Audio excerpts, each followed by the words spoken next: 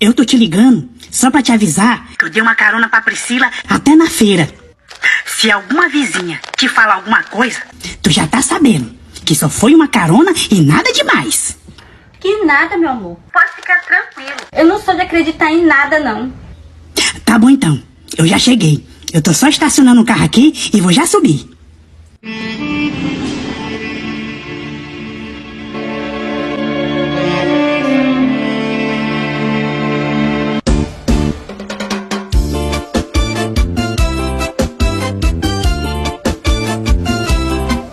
Amor, eu achei a Patrícia uma pessoa tão